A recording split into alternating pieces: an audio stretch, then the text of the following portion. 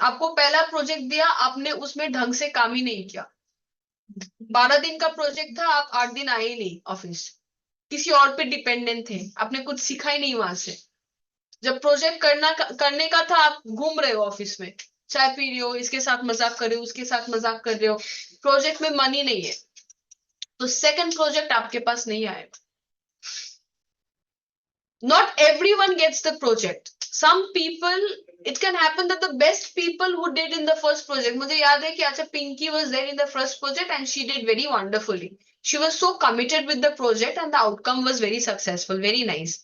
तो मैं तुरंत सेकंड प्रोजेक्ट आने के बाद मैं उसको ही अप्रोच करूंगी, पिंकी सेकंड प्रोजेक्ट आया है, चलो आ जाओ करो। तो जिसका फर्स्ट प्रोजेक्ट सक्सेसफुल था उसी को ना सेकंड प्रोजेक्ट मिलेगा।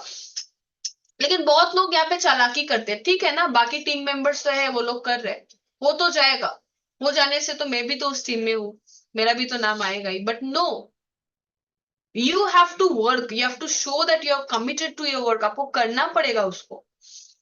आपको उस टाइम पे आपको लग रहा है हो तो गया, मैं भी तो उसी टीम में हूँ, उन लोग का हो गया मतलब मेरा भी हो गया, बट आपने क्या एफर्ट डाला उस प्रोजेक्ट में खत्म करने के लिए? कुछ नहीं।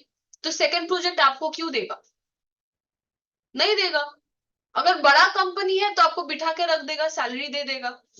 सेकंड प्रोजेक्ट 3 महीना लग रहा है, 3 महीना आपको प्रोजेक्ट नहीं मिला, या सिटिंग एट होम आराम से, और या सिटिंग एट ऑफिस आराम से, but you are getting the salary like TCS and all that. But if it's a small company, they will ask you to leave, that we don't have a revenue and you did not do good in the first project, so you have to leave. ऐसा काफी सारे students हैं जो आके बोलते हैं ma'am project खत्म हो गया, मुझे निकाल दिया। क्यों निकालते हैं वो नहीं बोलते, जब हम लोग ऑफिस को कॉल करते हैं कि उसका ऐसा प्रॉब्लम बोल रहा है क्या हुआ, दे say that the first project जो है उसमें तो वो ये क्या था, आपको अटेंडेंस शीट भेज रहे देखिए ना, 8-9 दिन तो वो आया ही नहीं ऑफिस, ये बहाना दिया वो बहाना दिया, प्रोजेक्ट में कुछ आप पूछिए क्या क्या उसने प्रोजेक्ट में कुछ बोल ही नहीं पाएगा। एक्चुअली में that is the thing, they don't do anything. So that is a multiple project rejection, or you don't put effort on the project. That's why you get an escalation mail and you don't get the second project. IT is all about getting projects, na? HDFC अगर है तो HDFC is getting, for example, TCS का project. TCS का, all these are service based company. हम लोग जिसको third party बोलते हैं, everyone is a third party. Deloitte इतना बड़ा एक कंपनी है, डेलॉइट भी किसी और का प्रोजेक्ट लेके फिर बनाते हैं ना। तो आप मानो डेलॉइट में ज्वाइन किए हो, लेकिन आप टीसीएस का प्रोजेक्ट हैंडल कर रहे हो, तो you can, you are a third party of TCS but you are working under Deloitte. आप प्रोजेक्ट जिसका हैंडल कर रहे हो, that is a third party for you. Understood? You are working on basic company, for example two corms.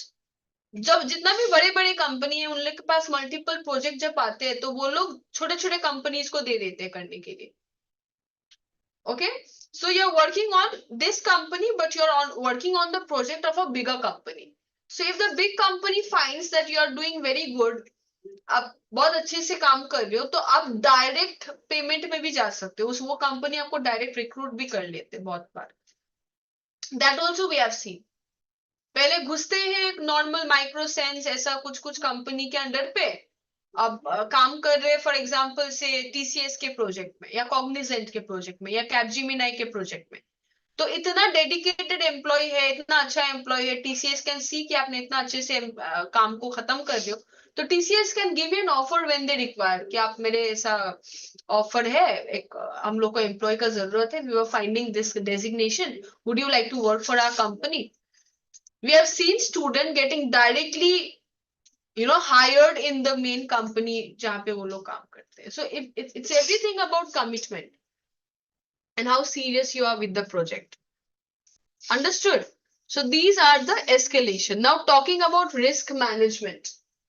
Risk management. Who was there? Pronoy and Shorangshu. Yes, let's start risk management.